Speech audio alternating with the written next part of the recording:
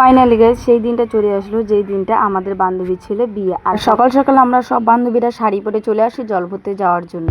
জল ভরতে গিয়েছিলাম ওই 12:30 1টা নাগাদ, কিন্তু সেই সময় ছিল প্রচন্ড রোদ। আর রোদ বলে কি হবে, বাজনা পার্টি ছিল আমাদের পিছনেই, আর তারই মধ্যে ছিল আমাদের বান্ধবীর বিয়ে। যদি না নাচে তাহলে তো কেউ বুঝতেই পারবে না যে কার বিয়ে। সে যাই হোক, এই দেখো আমাদের বান্ধবী গায়ে হলুদের জন্য রেডি। আর এত নাচানাচি করে তো আমাদের প্রচন্ড খিদে পেয়ে গেছিল, সবাই মিলে খেতে বসে পড়ি। আর সন্ধ্যাবেলা আমি রেডি হয়েছি, আর রেডি হয়ে এমন তাড়াহুড়া লেগেছিল যে তোমাদের সাথে আর ভিডিও শেয়ার করাই হয়নি। এবং বিয়ে বাড়িতে এসে তোমাদের সাথে ভিডিওটা স্টার্ট করলাম। আর এদিকে বর এসেছে দেখে কত বাজি ফুটছে, কি সুন্দর লাগছে আকাশটা। প্যান্ডেলটাও দেখো কত সুন্দর করেছে। আর এখনই আমি আর আমার বান্ধবী দুজন মিলে একসাথে আসলাম।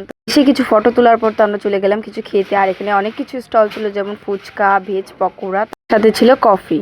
খেয়ে দিয়ে তো আমরা চলে আসি এখানে। একটু কি সুন্দর দেখো প্যান্ডেলটা করেছে, আমার তো খুবই ভালো লেগেছে। আর এত তাড়াহুড়োর মধ্যে না আমি যে সেজেছি সেটার ভিডিও করতেই ভুলে গিয়েছি, তাই তোমাদের সাথে ফটো শেয়ার করে দিলাম।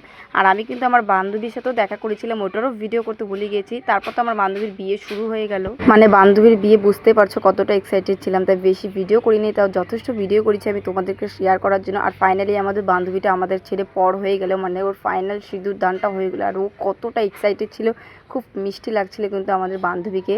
হাত পাক হবে ও আমাদেরকে ডাকছিল। আর খুব ভালো মতনই ওর বিয়েটা সম্পূর্ণ হয়। কংগ্রাচুলেশন বান্ধবী, তোর নতুন জীবন খুব ভালো মতন কাটুক। আর আমাদের ধামাকা লেভেলের নাচ দেখার জন্য তোমরা ভিডিওটা দেখো সম্পূর্ণ।